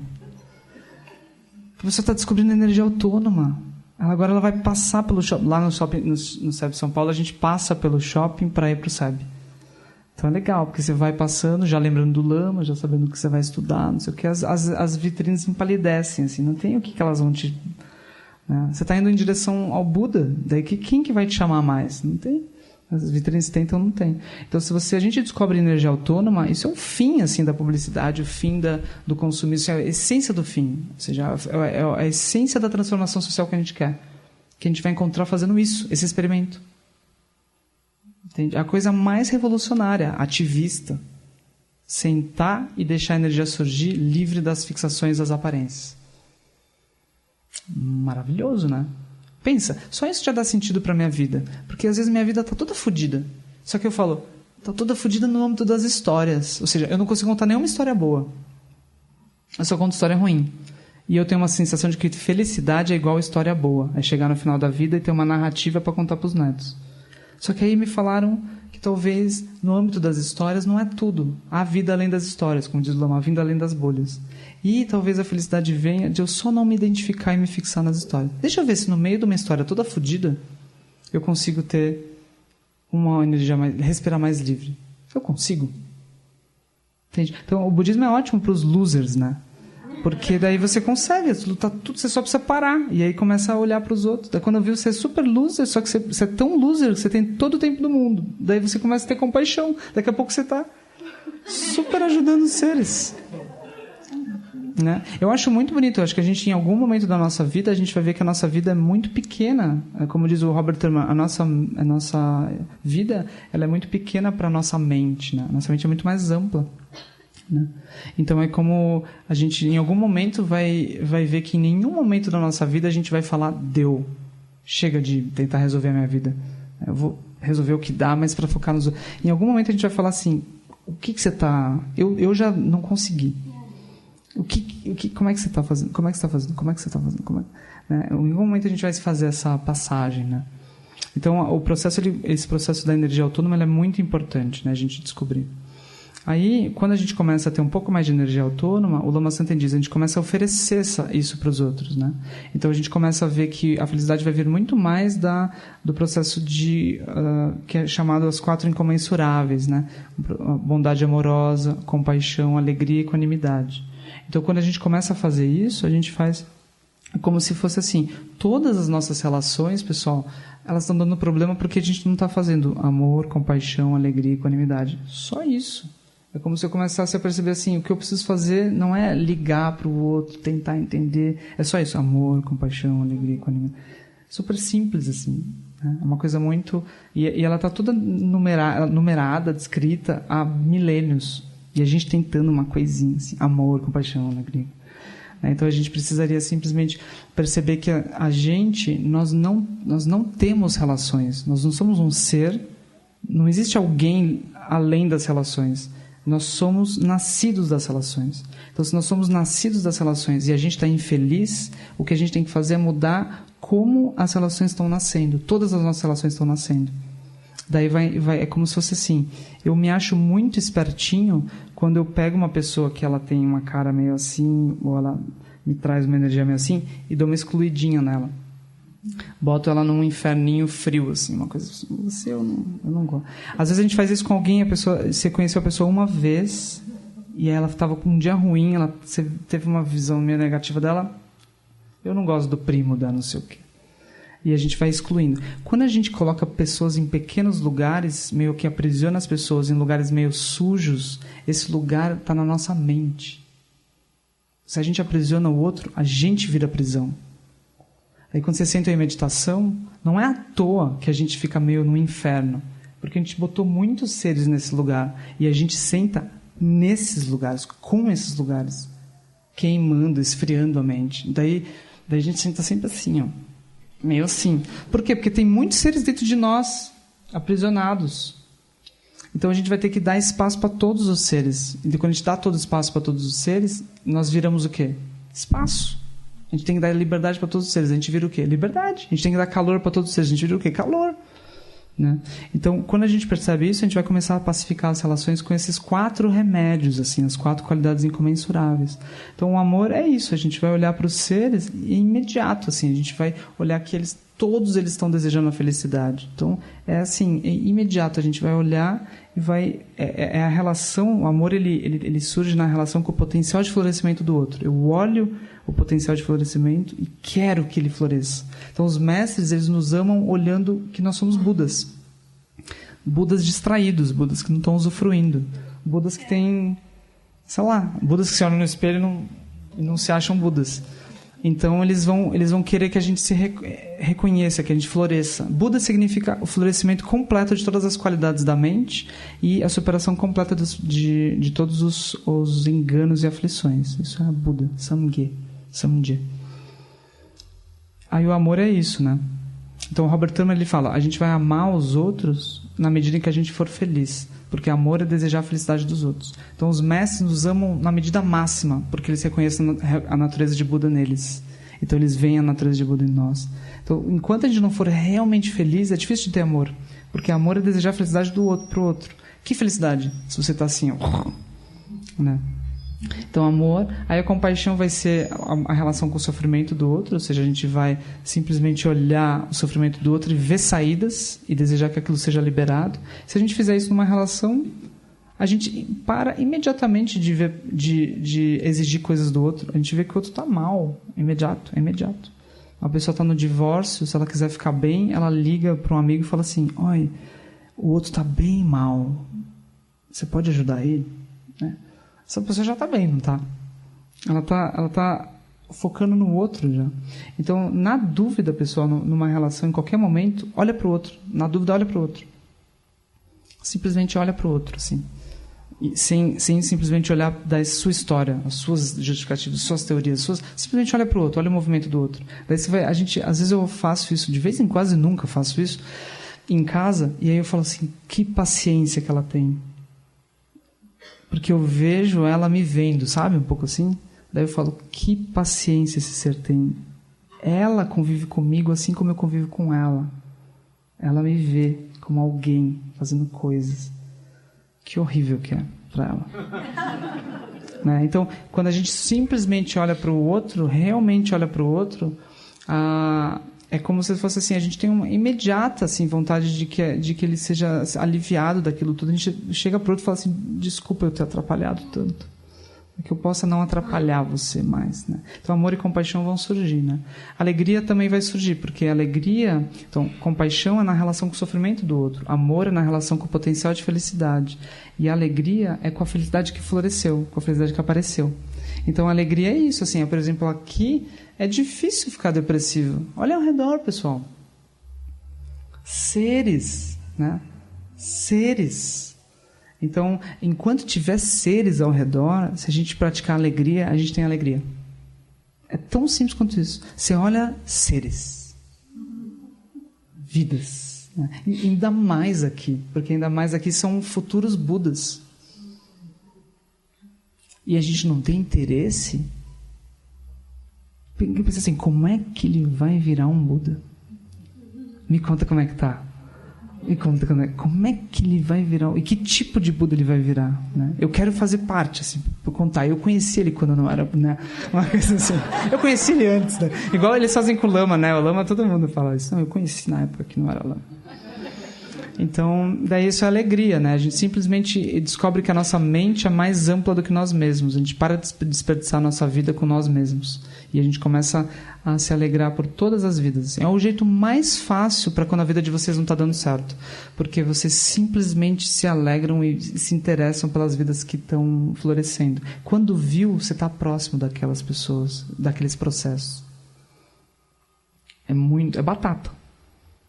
Você olha para o outro e fala, uau, que incrível, quando que você vai, como que isso aqui, me manda fotos. Quando viu, ela te mandou fotos, te mandou não sei o quê, quando você viu, você está lá, entende? A nossa mente ela é muito plástica, né? Então se interessem realmente assim pela vida dos outros, né? A gente tem pouco interesse, a gente pede assim para a pessoa falar, qual pós? A pessoa fala, pós em biotecnologia. A gente para aí. Nós temos que falar assim, o quê? Qual que é a referência? Qual que é o autor? Anota, né? Pesquisa no Google, né? Mesmo coisas que parecem malucas, porque a nossa mente vai se expandindo se a gente faz isso. Ela vai. Então, compaixão, né? Bondade amorosa, amor, né? Compaixão, alegria e, por fim, equanimidade. Ou seja, vai ter algum ser que eu vou excluir? Vai ter um ser que vai ser mais próximo, mais distante? O principal sofrimento dos casamentos é que a gente acha que aquilo é uma relação especial. É uma. A gente pode transformar todas as outras. A gente vai ser muito mais feliz. Se tiver dificuldade de transformar do casamento, transforma as outras. Aí isso vai relativizar o casamento. Daí daqui a pouco a gente vai ver que do casamento é mais uma. Então não tem nenhuma diferença do casamento. Zero.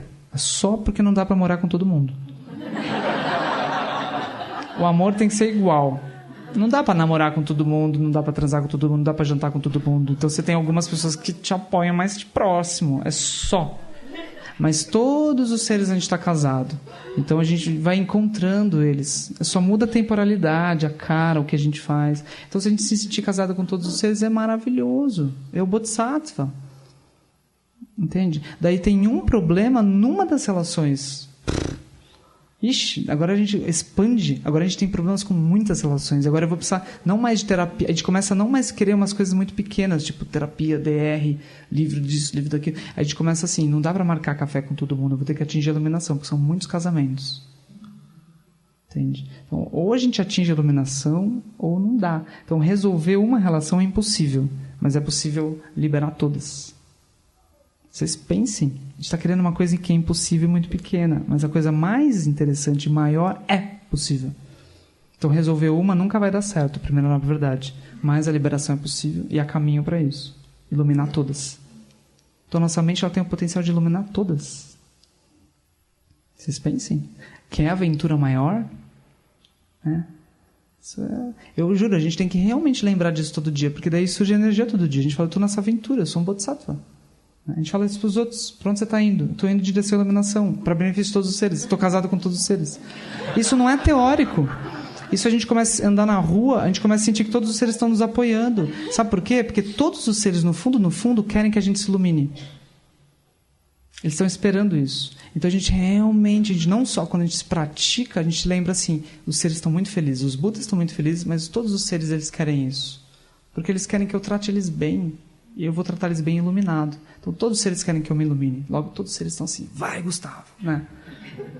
Torcendo pela gente. Então, quando a gente estiver andando, realmente pensem, todos os seres estão andando, eles estão apoiando a gente, estão torcendo por nós. A gente não está sozinho. Tem muitos seres querendo nos apoiar, eles vão nos ajudar em algum momento. E eles estão, às vezes, esperando a gente pedir ajuda. Então, realmente, assim, expandam essa ideia. Muita gente que pode nos ajudar. E a gente pode cuidar de muito mais seres. Então, realmente se coloca assim, eu poderia cuidar de muito mais seres. Porque a gente vai se olhar de modo mais amplo, mais capaz. A gente não vai fazer coisas bestas, cair em negatividades, porque a gente está focando em se preparar para cuidar de muito mais seres. Até que não dê nem mais espaço para a gente fazer cagada. Porque a gente está tão cuidando de todos os seres que eu não consigo, um momentinho para eu fazer umas merda ali. Não dá. Os mestres foram isso, eles desejaram tanto isso que agora eles não têm mais tempo para eles mesmos. Eu venho aqui, é um esforço. Eu chego em casa e faço, acabou minha compaixão. Eu te dou a compaixão, mas agora eu preciso de tempo para mim. Os mestres nunca voltam pro eu. Eles foram. Eles não voltam para casa e fazem. Eles foram. Eles estão. Né? Então, quando a gente vai começar a ter compaixão, uma hora a gente vai e não vai mais voltar pro eu. A gente só vai. Né? Não vai precisar mais de férias, de descanso, de nada mais. Porque esse descanso é onde eu sofro. Porque eu volto para casa, olho minha agenda e falo, que merda que eu fui fazer lá em Curitiba. Eu olho para minha agenda e falo, não devia ter ido. Preciso fazer essas coisas. Aí brota todas as coisas de novo. Mas aqui estou em sangue, estou feliz. Né? Então, aproveitem esse momento da alegria, né? E expandam ela pela equanimidade. Vejam, 4 coisas muito simples, não é? Então, e dá para fazer isso sem ser meditando? Dá para fazer isso agora? Maravilhoso. Então é um olhar, pessoal. É só assim, pum. E aí surgem as 4 incomensuráveis, o coração se abre um pouco, surge energia e assim por diante. A gente sai das bolhas também se a gente fizer isso. Então, não sei se vocês têm alguma coisa a dizer e a gente vai encerrando. Alguma pergunta, um protesto?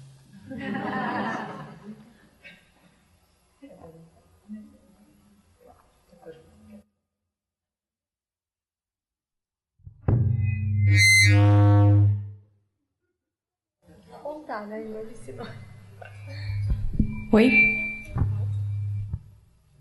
Oi? Boa noite. Boa noite. Adorei esse momento, estou adorando. Obrigada. Hoje eu vim para a meditação, mas cheguei aqui e fui surpreendida com essa palestra maravilhosa. Que legal. Desculpa.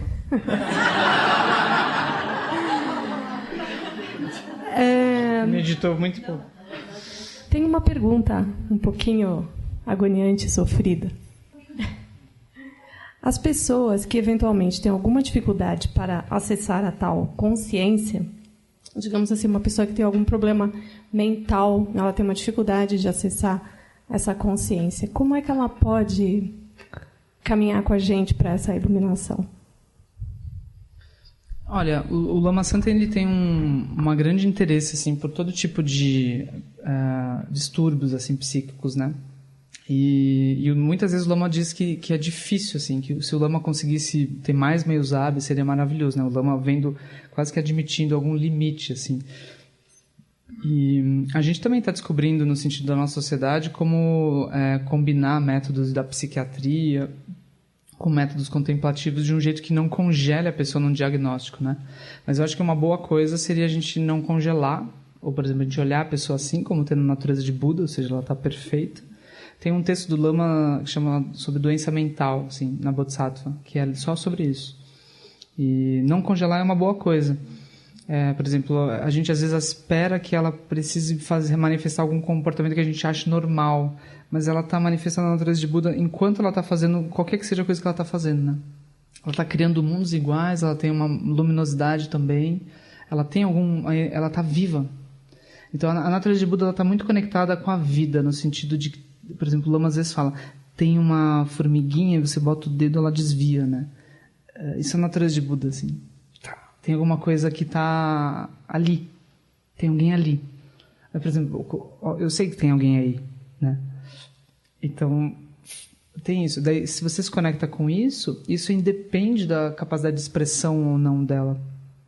Esses dias eu fui ver um grande amigo, assim, um grande músico, que ele sofreu um problema num tumor no cérebro, ele operou e ele perdeu a fala, perdeu os movimentos. Ele estava ali. Então, você se comunicar com aquele que está ali, esse ser, ele é capaz de se interessar por outro, ele é capaz de compaixão, ele é capaz de relaxar, ele tem do jeito dele. Então, tudo é possível de você... É sempre possível avançar no caminho, não importa onde você esteja, né? Mas a gente vai fazer o que o outro manifesta como sendo possível, e no sentido de ajudar o outro onde ele está, né? E agora, a gente não pode dizer que isso é menor ou maior, a gente vai sempre ver que a gente ficar curioso do estado dele, porque pode ser que como a gente não entende completamente como a mente opera, a gente precisa sempre deixar um espaço para surpresas. Entende? Ou e agora? Né? Inclusive para nós. O nosso espaço para surpresas para nós mesmos é muito pequeno. A gente tem que ficar realmente... As maiores transformações que vão ocorrer na nossa vida não estão planejadas. Então a gente tem que ficar surpreso. Assim como onde a gente está agora, a gente não realmente veio assim, sabendo que estava vindo. Foram tipo bênçãos às vezes, assim, no sentido de coisas que a gente não entende como o que a gente fez para estar aqui, entende? Ou quem nos ajudou. Às vezes, tem seres nos ajudando muito mais do que parece. Não seres espíritos, mas seres... Entende? O Buda lá atrás nos ajudou muito, não? Então, tem vários seres agora também. Eles estão abrindo coisas, mas não é tudo místico, é coisas práticas. Né? A gente está aqui porque a gente está aqui, porque a gente está aqui porque essas pessoas fizeram isso, mas as pessoas todas a gente nem sabe direito. Então, ficar surpreso para essas múltiplas causas e condições que podem ajudar uma pessoa pode ser interessante. E rezar, né? Rezar tem esse aspecto de ficar aberto. No sentido das várias múltiplas causas e condições, uma delas pode ser aspirar. Porque às vezes ninguém está fazendo isso por ela. Todo mundo olha para ela mas você olha para ela e faz tchan, aspira. Então aí isso muda também a configuração. O nosso olhar muda muito mais do que parece. A gente acha que isso é místico, ou só porque a gente não entende, a gente não acha que não influi. Mas influi muito. O modo mesmo como a gente está se olhando agora influi. No modo como a gente está... Enfim, a nossa energia e como a gente vai viver. O modo qual a gente se olha influi na nossa saúde, vocês entendem? Então, para essas pessoas, a gente deveria dar esse olhar bem elevado, né? Tem mais alguém com... Quero agradecer, foi muito boa a palestra. Você falou que a gente acha que é espertinho quando exclui as pessoas da vida e tal. Como não fazer isso, assim, quando você acha que a pessoa, sei lá, conviver com aquela pessoa não te faz bem? Eu realmente não sei qual deveria ser a atitude ou como manter aquela pessoa na sua vida. Quando tem uma relação que está causando problemas, né? Então, por compaixão por ela, você impede ela de causar problemas. Então, isso às vezes vai incluir uma grande distância. Por ela, compaixão por ela. Por compaixão por você, você também vai evitar se colocar em frias. Então, por compaixão por ela, você impede o sofrimento da negatividade de aparecer. Por compaixão por você, você não se coloca em frias. Ou seja, a gente tem pouca dignidade. Boa parte da meditação ela vai nos dar dignidade nas relações. Significa assim, sentei. Aí o outro chega. Daí o outro fala qualquer coisa. Aí eu elevei todo o jogo, assim. Porque eu sentei com uma riqueza. Eu estou acessando uma mente livre que vai atingir a iluminação, capaz de beneficiar todos os seres. eu sou um bodhisattva. Daí o outro fala, seu imbecil. Daí eu elevei, entende? Daí aquilo é não. Eu estou num âmbito de dignidade, eu tenho que ajudar o outro a se relacionar. É meio que assim, é rei com rainha. Ou é Buda com Buda. A gente elevou, aquilo é digno, aquilo é vivo, eu não vou cair nisso. Então quase que você vai ter meios hábeis de... Você deixa claro para o outro que aquilo não é uma comunicação. Entende? Pode ser que talvez um dos meios hábeis seja a pessoa grita no WhatsApp, você não responde. Tem 1000 meios hábeis, mas basicamente você não vai... Você, aumentando a dignidade com a prática, você vai elevando as relações e os seres. Em Sangha, vocês não se sentem naturalmente propensos a não fazer cagada? Então, é isso, ó, dignidade. A gente tem que fazer isso com a vida. Pessoal, a gente tem que fazer isso com o mundo. Entende? Só que isso começa assim, em Sangha. Então, quando tem isso, é um ato de dignidade. Você não se permitir cair nisso e nem deixar o outro cair nisso. Por ele e por você. Dignidade por ele também. Agora, você não exclui o outro. Você lembra dele todos os dias, se você quiser. Você coloca ele nas suas preces. Você deseja que ele, de algum modo surpreendente, atravesse aquela negatividade. Qual cara ele teria se ele não tivesse essa cara? Como ele seria sorrindo, com o peito aberto? Como ele seria do lado do Buda? E assim por diante. O Buda pertinho dele, o Dalai Lama pertinho dele. O que dá? O que sai? Então, como ele seria como um Buda? E assim por diante. Ele seria bem irado, né? Alguma coisa assim. Mas ele seria lúcido, né? Então, você não perde essa visão de vista. Não congela ele. Mas sim, isso vem com o pé no chão de se distanciar. Mas o ponto é, a gente não deveria excluir ninguém, sabe? Não tem ninguém que... Por quê? Entende? Porque a pessoa é igual, só que ela está confusa e fazendo isso, né?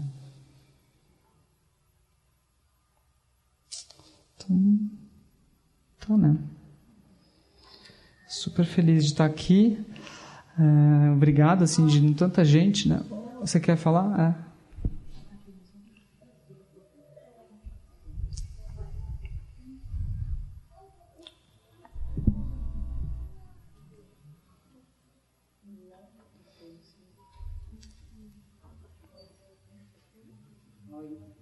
Lá.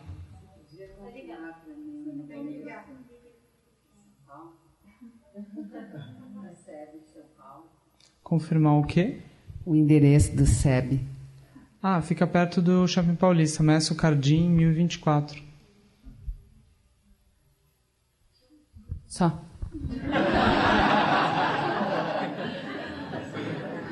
Então, obrigado, pessoal. Espero que... Quem que está aqui pela primeira vez no SEB? Legal.